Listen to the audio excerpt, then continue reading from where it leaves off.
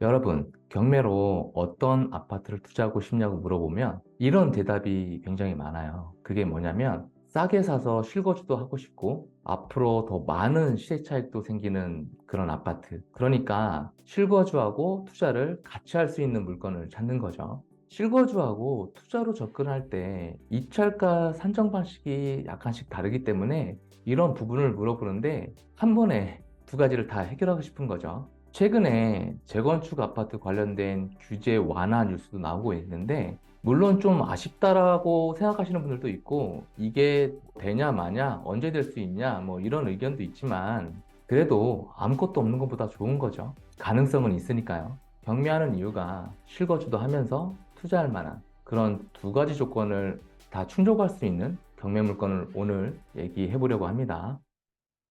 자, 오늘 경매 물건은 7억대에서 4억대로 된 안양에 위치한 재건축 예정 아파트인데 이 물건 한번 지금부터 살펴볼게요. 사건 번호는 2022타경 102025 물건이고요. 물건 번호 1번 물건이에요. 입찰 기일은 12월 12일입니다. 경기도 안양시 동안구 호계동에 위치한 럭키 호계 아파트고 6층 물건입니다. 자, 대지는 13평 정도 되고요. 건물 면적은 26평 정도 되네요. 신건 금액은 7억 4,800에서 두 번이 유찰됐어요. 그래서 4억 7,872만 원까지 유찰이 된 거예요. 자, 등기부 현황을 한번 보죠. 등기부 현황상 이 가압류가 말소기준 권리고 말소기준 권리보다 먼저 전입한 임차인이 있다고 그러면 대항력 있는 선순위 임차인이죠. 만약 대항력 있는 선순위 임차인이 있다면 그 임차인에 대한 보증금은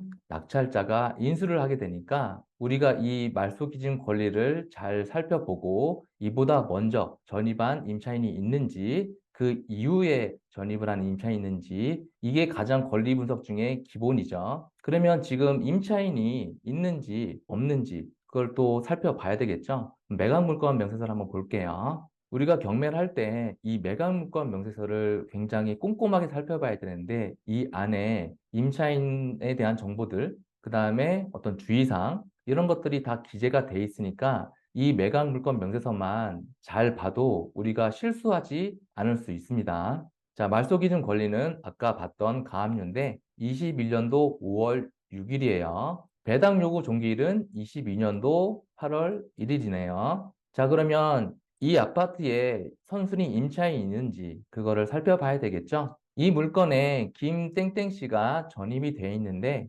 20년 8월 10일이에요. 그러니까 이 말소기준 권리보다 앞서서 전입이 돼 있죠. 그리고 확정일자도 이상 없이 받으셨고 배당 요구 종기일 내에 배당 요구도 신청을 하셨어요. 그러니까 이분의 보증금 2억 7천을 낙찰자는 인수를 하게 되는데 이 권리 신고를 이상 없이 다 하셨으니까 잔금 납부를 하면 낙찰 금액 안에서 2억 7천을 이분은 다 받아가는 거예요. 그렇다 그러면 대항력 있는 선순위 임차인이 있다고 하더라도 이런 물건은 하자가 없는 물건이에요. 대출도 이상 없이 잘 나옵니다. 이 아파트 최저 가격이 4억 7천 정도 되니까 최저 가격을 써서 낙찰을 받는다고 하더라도 이분의 2억 7천이라는 보증금은 다 배당이 되겠죠. 경매물건 아파트가 이 호계 럭키 아파트인데 밑에 호원초등학교가 있고 위에 호계중학교, 초등학교, 중학교가 다 있어요. 그러니까 학교 보내기는 굉장히 좋겠죠.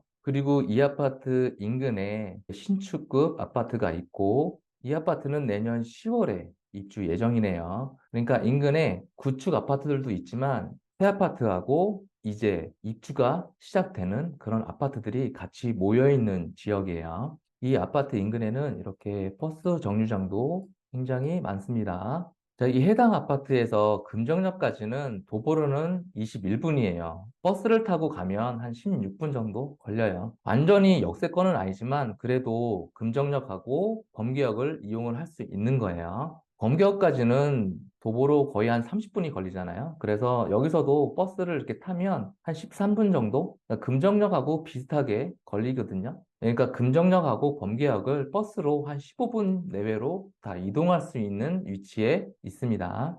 평촌은 학군이 굉장히 좋은 걸로 알려져 있잖아요. 평촌 학원가도 있고 이쪽 학원가를 이용을 하면 아이들 교육시키기도 굉장히 좋은 위치에 있습니다.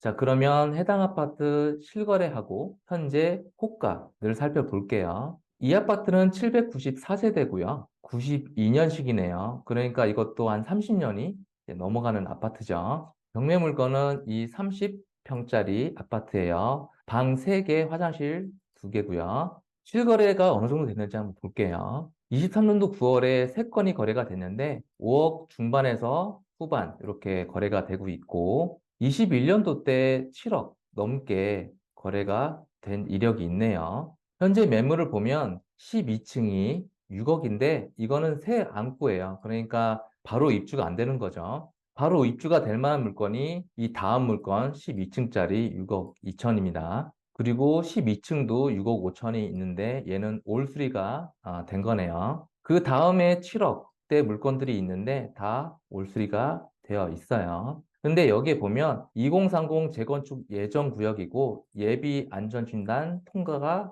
됐다라고 합니다. 그렇기 때문에 제가 오늘 이 물건을 뽑은 거예요. 이 물건이 물론 재건축까지 시간이 걸리겠지만 경매로 싸게 내가 살 수가 있다라 그러면 실거주와 또 미래 가치도 충분히 있을 거니까 투자도 괜찮은 물건이죠. 경매 물건 밑에 이제 새 아파트하고 입주 예정인 아파트들이 이렇게 있잖아요. 평촌 어바인퍼스트하고 평촌 어바인퍼스트 더샵 아파트가 있는데 이거는 24년도 10월 달에 이제 입주 예정이니까 자, 이 물건을 한번 보죠. 나중에 이 아파트가 재건축이 됐을 때 현재 새 아파트 가격은 어느 정도니까 최소한 이 정도 이상은 가치가 있겠구나. 우리가 그거는 생각해 볼 수가 있잖아요. 평촌 어바인퍼스트라는 아파트는 21년식이에요. 한 3,850세대가 되네요. 굉장히 큰 단지인데 저층은 9억 초반이고 중층 이상은 9억 중반에서 9억 후반 그리고 10억까지 이렇게 매물들이 올라와 있으니까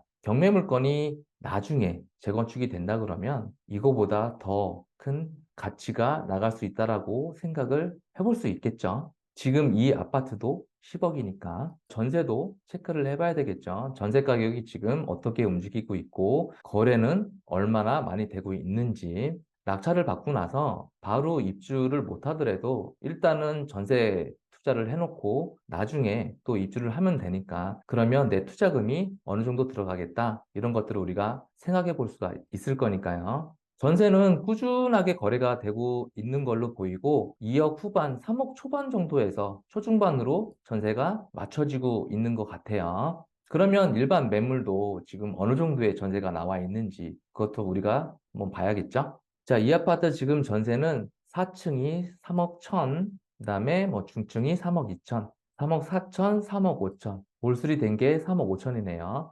이렇게 매물들이 나와 있으니까 3억 초반에서 3억 중반까지 지금 전세 매물이 나와 있어요. 현재 실거래가 되고 있는 가격하고 현재 매물도 비슷한 가격으로 올라와 있는 걸 확인할 수 있겠죠. 이 아파트는 21년도 9월 달에 4억 7천까지 4억 이렇게 전세가 맞춰진 이력이 있는데 지금은 3억 초반, 3억 중반 이렇게 전세가가 살짝 내려가 있지만 그래도 전세 수요는 굉장히 많은 걸로 보여요. 이렇게 거래가 많으니까. 호갱노노에서 입주민들의 리뷰를 한번 볼게요. 처음에 부동산 가서 내가 어떤 얘기를 해야 될지 잘 모르시겠는 분들은 이 리뷰를 임장 가시기 전에 한번 보시고 여기에 나오는 얘기들을 장점일 수도 있고 어떤 호재일 수도 있고 어떤 단점일 수도 있겠죠. 그런 것들을 잘 체크하셔서 부동산 가서 질문을 하시면 얘기하는데 좀 도움이 되실 거예요.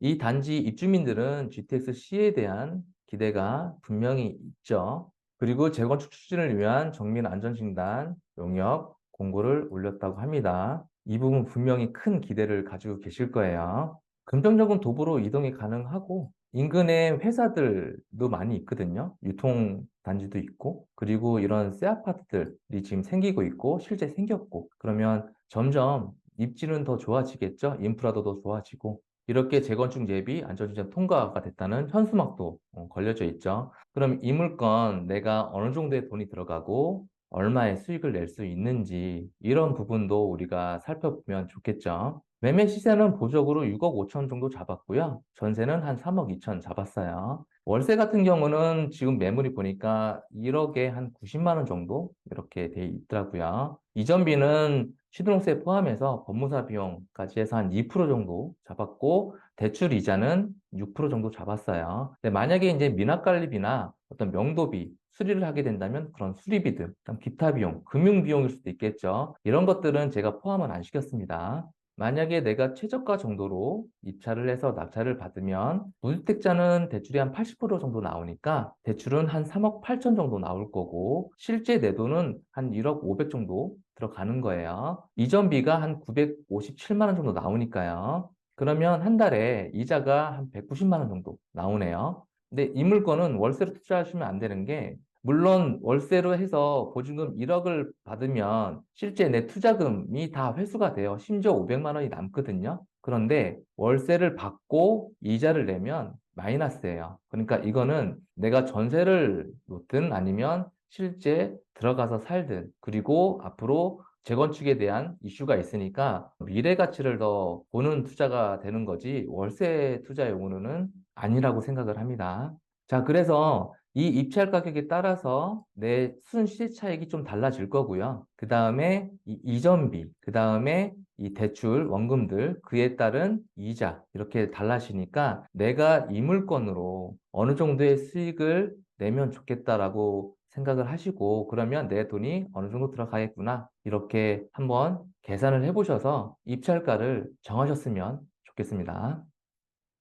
실거주와 투자만 얘기를 했지 시간에 대한 얘기는 없었잖아요. 모든 걸 다 만족하는 투자는 쉽지 않아요. 욕심이겠죠. 장단점을 잘 고민하셔서 장점이 단점을 커버할 수 있다라 그러면 시도해 볼 수 있잖아요. 앞으로 경매로 더 많은 물건이 나올 거라는 얘기가 있고 저도 그럴 가능성이 높다라고 생각을 해요. 당장 경매를 하지 않더라도 관심을 갖고 준비는 할 수 있겠죠. 부동산 투자에 관심 있는 분들은 경매를 알면 더 많은 기회가 있을 거예요. 경매도 부동산 투자 중에 하나니까 경매라는 또 다른 무기를 꼭 챙기셔서 원하는 목표 이루시길 응원합니다. 이 물건 관심이 있다면 영상만 보고 판단하지 마시고 반드시 임장을 꼭 해보세요. 영상이 도움되셨다면 구독과 좋아요, 댓글까지 부탁드리겠습니다. 영상 봐주셔서 감사합니다. 행복한 하루 되세요.